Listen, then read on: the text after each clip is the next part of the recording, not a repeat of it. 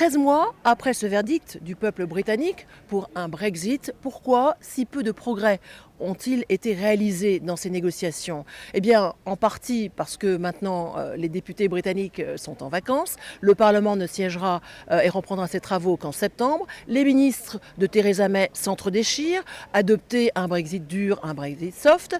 Quant aux représentants de l'Union européenne en poste ici à Londres, notamment l'ambassadeur de France qui est sur le point de quitter son poste, Sylvie Berman, comme d'autres, elle se demande pourquoi les Britanniques ont voté ainsi.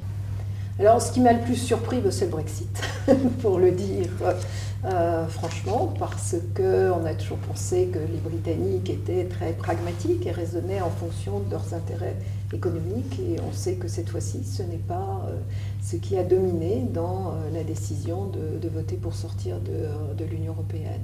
Lors de notre interview, l'ambassadeur de France a aussi souligné que contrairement à ce que certains articles de la presse britannique ont affirmé récemment, la France n'a aucune intention de punir le Royaume-Uni en raison de ce Brexit. Toutefois, il est certain que le gouvernement, a-t-elle dit, a certaines attentes, semble-t-il ici, qui sont assez irréalistes. Et il est certain que la France, comme d'autres pays européens, chercheront à exploiter et à attirer de nouveaux contrats commerciaux.